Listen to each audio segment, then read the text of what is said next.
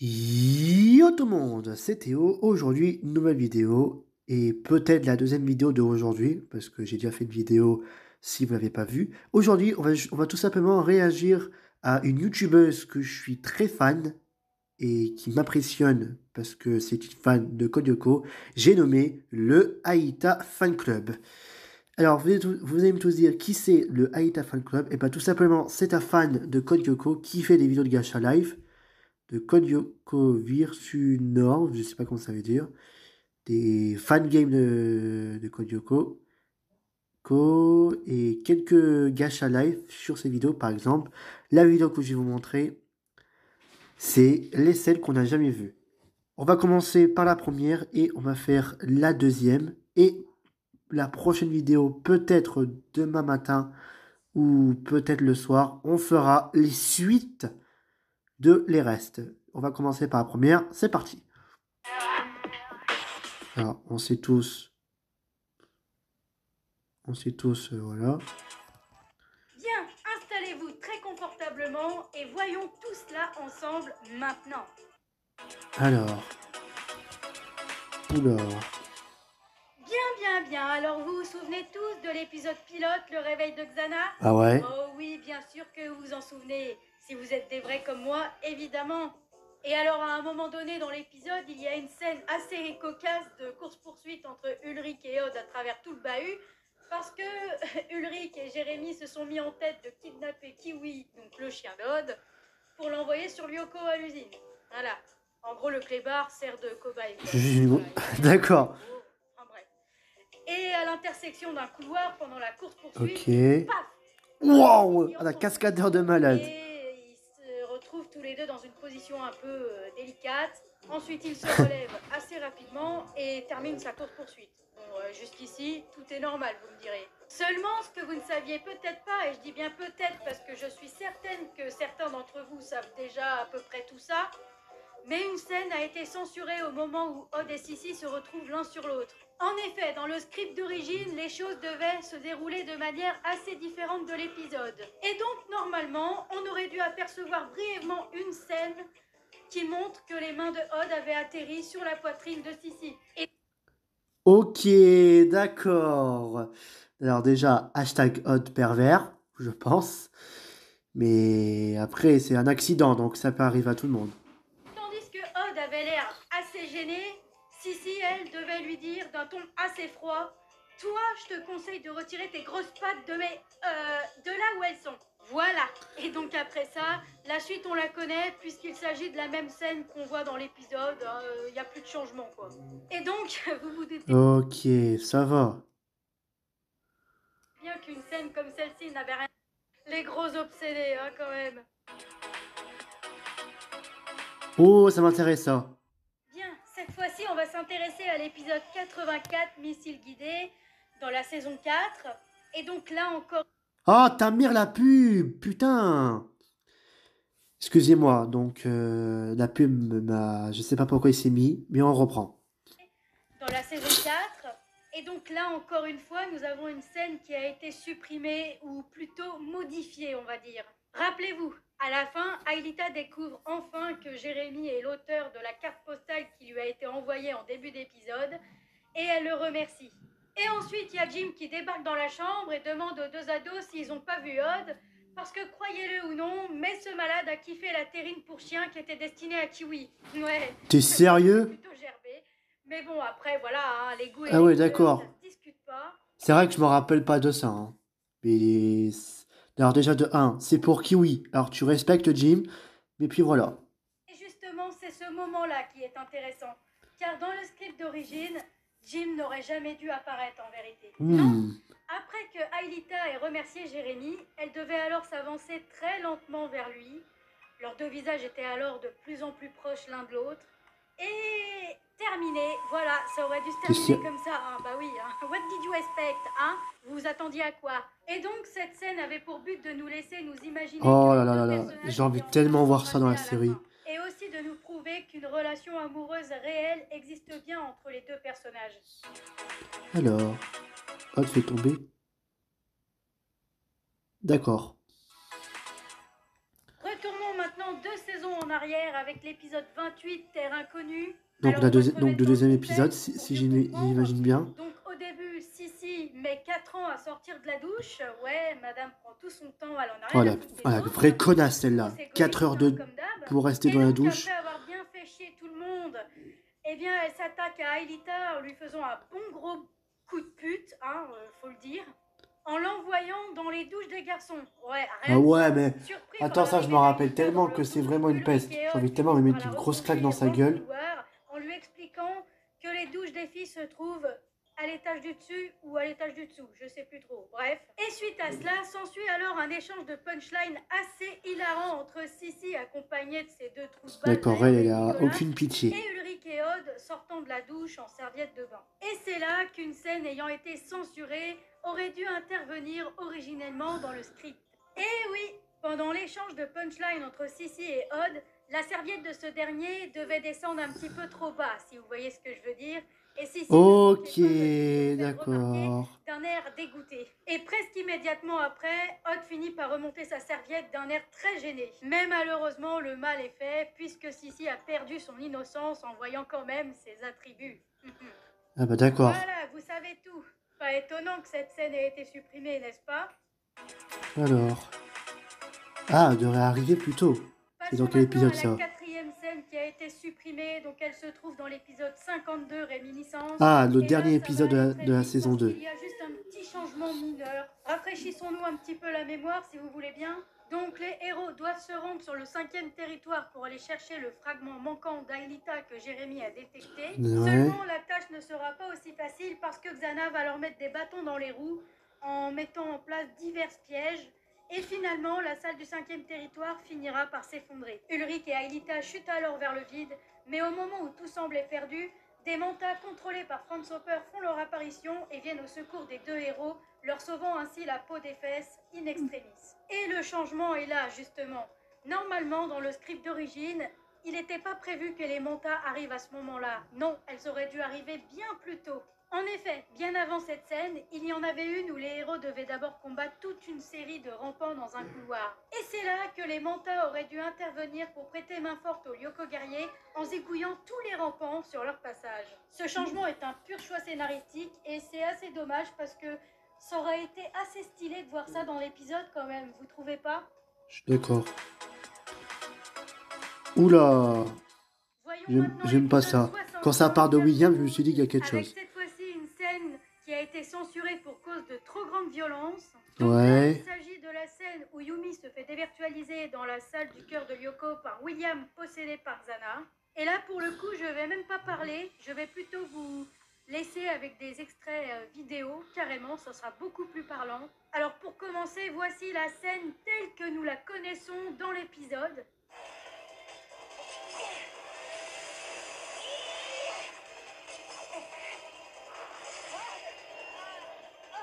Ok. J'avais pas compris en fait Et cette maintenant, la scène-là. version non censurée. Je suis un peu malade, donc c'est un peu normal. Wesh! Ah ouais d'accord, j'ai bien compris pourquoi c'est censuré. Hein. Niveau violence, c'est pas mal. Ah ouais, une baisse. Oh non! Oh non, pas ça! Pas cet épisode 42! S'il vous plaît, pas Et ça! enfin, clôturons cette vidéo avec l'épisode 42. Oh non, 42, je déteste ça! Épisode assez drôle, Le d'ailleurs, pire avec épisode de ma Odd vie, je suis et Odd. désolé! Et justement, Odd va bien profiter de la situation, car il y a une scène au début de l'épisode où il va carrément enlacer Ulrich tendrement pour faire enrager cette peste de Sissi. Ouais, hein, quand Yumi lui a dit de pas faire de conneries avec son corps. Bah attends, il Eh y coûte ben, rien c'est aussi. raté. Mais manque de bol pour Ulrich. Malheureusement, Millie et Tamia étaient dans le coin à la Bah fin. ouais, comme par Et hasard! elles ont tout vu. Et forcément, elles n'ont pas raté une occasion de prendre une photo. Bon, et bien si je vous parle de cette scène, vous avez compris, hein, vous le voyez venir le changement là? Eh ouais, une scène a été censurée encore une fois ici, puisque dans le script d'origine, ça devait aller encore plus loin. Et oui, cher Lyokofan, dans la véritable version, Odd ne se contentait pas d'enlacer Ulrich. Non, il l'embrassait carrément. Ah Il ouais! permettait même de faire un petit commentaire en disant Mais c'est que t'embrasses super bien. De quoi se poser des questions sur sa sexualité, effectivement. Serait-il gay en réalité? Ou bi? Mystère. Et bien que je rappelle que Odd est censé être dans le corps de Yumi, cette scène aurait été quand même la seule dans la série Code Lyoko ayant un caractère presque homosexuel. Et je Ouais, pense que mais... c'est pour cette raison qu'ils l'ont supprimé. Bon, on va passer vers la deuxième et on va s'arrêter là. Oui, je sais. Alors, première scène de l'épisode 40. William frappe violemment Jérémy au ventre. Oula, je sens mal. Et on démarre tout de suite avec l'épisode Je 40, le sens mal. où il y a une scène de trop grande violence qui a été supprimée ici. La scène en question a lieu durant une attaque de Xana, ou dans laquelle il a transformé les habitants de Kadik en zombies. Apocalypse zombie. Ta ta ta. Alita et Jérémy se sont donc réfugiés au réfectoire, mais une fois à l'intérieur, ils finissent par penser qu'ils seront beaucoup plus efficaces s'ils se rendaient à l'usine pour désactiver la tour.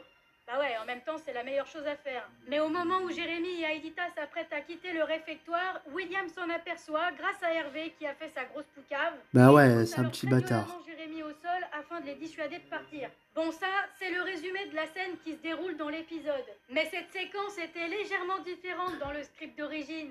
Et oui, dans la version originale, William se montrait un peu plus persuasif. Au lieu de bousculer le jeune garçon au sol, qui au passage est déjà un acte de violence, eh bien il lui mettait à la place une bonne Ah ouais, patate dans le mais ventre, histoire il a de aucun bien le respect. calmer. Bon, c'est vrai que c'est un tout petit peu plus violent, mais après, est-ce que ça valait vraiment le coup, honnêtement, de censurer cette scène pour autant? Je pose la question parce que franchement, j'ai vu des scènes beaucoup plus hardcore que ça dans la série. Et pourtant, elles n'ont jamais été censurées. Donc là, on a affaire à une grosse incohérence au niveau des censures également. C'est pas le sujet de la vidéo, mais c'est quand même bien de le souligner. Bah ouais. Alors, tempête de neige. On a monté. Ah ouais, d'accord. Donc la première saison, l'épisode 10. Et pour une fois, c'est sur Lyoko que ça se passe.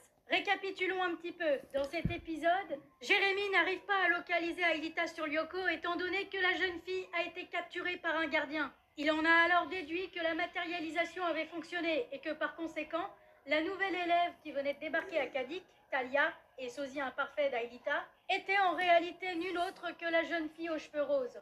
Un peu plus tard, Ulrich et Odd sont envoyés sur Lyoko, Ah ouais. ils finissent par retrouver Aelita, et c'est Jérémy qui finalement arrive à la libérer en créant un clone de la jeune fille pour tromper le monstre. Bon, ça, c'est le résumé, certes un petit peu long, de ce qui se passe dans l'épisode. Promis, la prochaine fois, j'essaierai de faire plus court. Mais Oh, bah c'est pas de ta faute aussi. Hein. cette scène était totalement différente. Pour commencer, la tour activée n'était pas dans le territoire de la forêt. Elle était bel et bien dans la montagne. Et ensuite, si Jérémy n'arrivait pas à localiser Aelita sur Lyoko, ce n'est pas parce qu'elle était prisonnière d'un gardien, parce que dans la version originale, il n'y en avait pas. Non, en réalité, elle devait être tombée dans une crevasse et y rester inconsciente jusqu'à ce qu'Ulrich Ah ouais. Et pour compliquer le tout, la connexion avec Jérémy était franchement pas ouf, en raison d'une tempête de neige qui devait s'abattre sur le territoire. Oui, oui, vous avez bien entendu, une tempête de neige. Non, mais honnêtement, cette scène est hyper méga stylée. J'aurais trop voulu la voir à la télé, moi. Le pire, Ouais, c'est mais que après, c'est même pas une censure, parce le qu'il y avait changement rien sur le des plan. Non, scénarios c'est aussi, seulement un choix des scénaristes. ça Et là, doit, j'ai envie de ça doit dire, être mais n'importe quoi. Bah quel ouais, choix voilà à la quoi. con, en fait. Alors,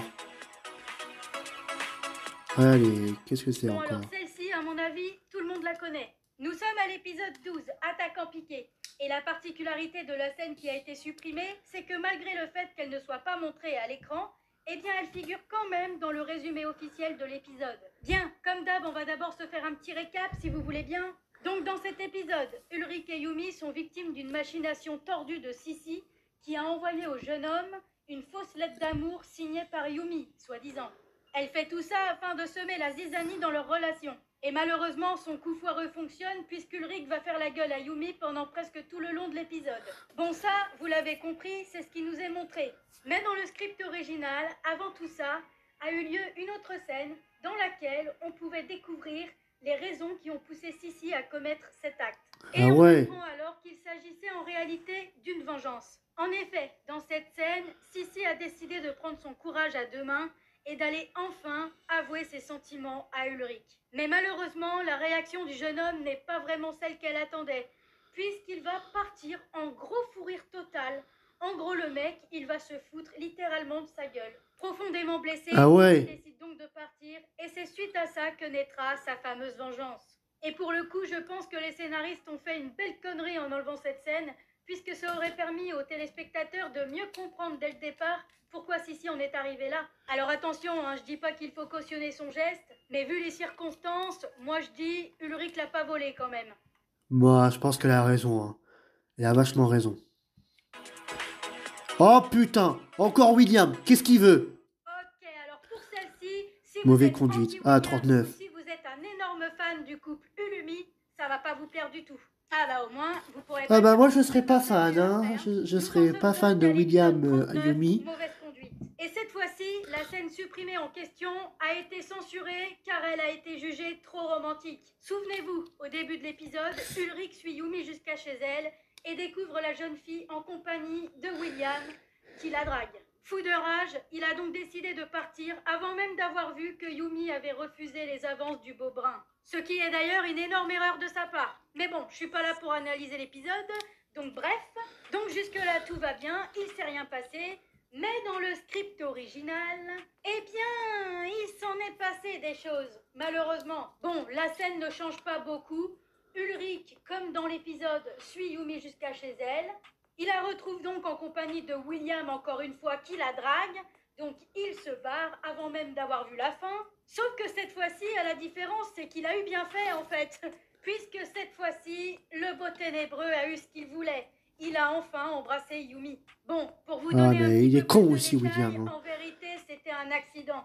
William et Yumi étaient en effet sur le point de s'embrasser quand Yumi a détourné la tête au dernier moment afin de l'éviter. Ah Et c'est en ouais. retournant sa tête vers lui pour lui expliquer son refus que ses lèvres ont entrechoqué celles de William. Mais étant plus surprise que passionnée, la jeune fille décide finalement de le repousser gentiment en lui expliquant que c'est pas possible. Ouais, donc voilà, pour le coup, je pense qu'Ulrich a eu bien fait de pas rester parce que cette image de William qui embrasse Yumi, ça serait pas passé pour lui et je pense que ça aurait eu des conséquences beaucoup plus dramatiques par la suite. Bah je pense. Hein. Oh. Oh là. Allez, on Qu'est-ce que c'est que continue ça? le spécial Une vengeance? 39, mauvaise conduite, avec une nouvelle scène qui est en quelque sorte la conséquence directe de la précédente. La scène censurée a lieu une nouvelle fois pendant une attaque de Xana, attaque ou dans laquelle cette fois-ci le grand méchant a envoyé des crabes sur Terre afin de se débarrasser de ses pires ennemis. Lors de l'épisode, Ulrich et William sont amenés à faire équipe afin de se débarrasser d'un crabe qui sème la terreur et la panique acadique. Ulrich, étant habitué à combattre ces bestioles sur Lyoko, s'en débarrasse assez facilement, puis en profite également pour menacer son rival en lui interdisant de tourner autour de Yumi. Pour sa défense, William lui apprend alors que la jeune japonaise l'a rejetée, car elle est en réalité amoureuse d'Ulrich. Bon ça, vous l'avez compris, c'est le résumé de ce qui nous est montré à l'écran. Mais dans le script original, encore une fois, ça ne devait pas se passer exactement comme ça. Dans un premier temps, le crabe devait mettre beaucoup plus de temps à succomber. Bon ça, je vous le dis, mais en vrai, c'est pas très important de le savoir. Ce qui va surtout nous intéresser, c'est ce qui se passe après. En effet, dans la version originale, Ulrich ne se contentait pas de menacer verbalement son rival. Pour mieux lui faire comprendre de ne pas interférer dans sa relation avec Yumi, il lui mettait alors un énorme high kick dans la gueule. Oh Ah putain. oui, effectivement, c'est plus efficace. Mais bon, encore une fois, Ah ouais bah je peux comprendre qu'ils ont censuré, mais au moins ça aurait dû être la vengeance d'Ulrich. Oh. Mon épisode préféré. Mais je savais pas que ça a été coupé. Mémoire blanche. La scène dont je m'apprête à vous parler ici n'a pas été censurée. Elle a juste subi des modifications. Il Ah, des s'agit modifications, de toute la d'accord. partie backstory en début d'épisode. Tous les souvenirs d'Aelita qui nous sont montrés sous forme de flashback. Alors, pour résumer tout ça, on y voit Aelita, toute petite, âgée d'environ 3 ou 4 ans, en train de faire un bonhomme de neige. Ouais, on a sous compris. les yeux attendris de ses parents, Franz et Antea. Tout se passe bien quand soudain un hurlement de loup fait sursauter Aelita. Et c'est à partir de ce moment-là que le cauchemar commence. Antea, la mère d'Aelita, se fait kidnapper par des hommes en noir. Aelita, étant témoin de la scène, se précipite derrière la voiture pour rattraper sa mère en pleurant. Mais la voiture s'éloigne rapidement, laissant la pauvre enfant effondrée dans la neige. Voilà, la séquence se termine comme ça, on n'en sait pas plus. Et Franz Hopper, dans tout ça, qu'est-ce qu'il foutait pendant tout ce temps? C'est vrai, après tout, on l'a pas vu? Eh bien, en ayant trouvé le script original, j'ai la réponse. Et oui, dans la version originale, cette séquence était beaucoup plus longue et plus détaillée. En effet, étant apeurée à la vue du loup, Aelita appelle Ah, donc d'accord. ses parents. Et allez, avant c'était un truc qui a apparu, maintenant c'est les pubs. Putain. Aelita appelle donc ses parents, mais ceux-ci ne répondent pas. Ouais. La petite fille se dirige alors vers le chalet et une fois à l'intérieur, appelle une nouvelle fois ses parents. Mais là encore, elle obtiendra le silence en guise de réponse. Elle regarde ensuite par la fenêtre et assiste alors à une scène pour le moins étrange. Là, dehors, des hommes en noir entraînent de force sa mère Anthea à l'intérieur d'une voiture, tandis que deux autres d'entre eux se précipitent vers la baraque en courant. Et c'est alors que Franz Hopper fait irruption dans la pièce. Ses vêtements sont déchirés et il présente des traces de lutte au visage. Ah ouais, Grâce putain. à ces indices, on devine alors ce qui s'est passé. Pendant qu'Anthea se faisait enlever, Franz Hopper se battait contre deux autres hommes en noir. Paniqué, le scientifique attrape alors sans plus tarder la main d'Aelita et l'entraîne hors de la maison par derrière. En partant, la petite fille a juste le temps d'attraper Mr. Puck au passage. Une fois dehors, Franz Hopper fait alors monter Aelita en catastrophe dans sa voiture et démarre. Ils sont alors tirés d'affaire, mais la petite fille se met à pleurer en réclamant sa mère. En serrant les dents, son père lui répond alors que sa mère va bien, mais qu'elle est partie pour un très long voyage. Et c'est ainsi que se termine le flashback. Putain, ouais. Ça fait beaucoup de changements pour une seule scène quand même. Il y a tellement un goût Ouais, bah là je peux comprendre. dans l'épisode et ce qu'il y a dans le script original qu'on peut carrément dire que c'est même plus la même scène au final. Bon, bah c'est la fin de la vidéo. J'espère qu'il vous aura plu. Likez, partagez tout ce que vous voudrez. Et surtout, un énorme dédicace à le Aelita Fan Club si tu regardes ma vidéo. Enfin bref, c'était Théo Kingdom. Ciao!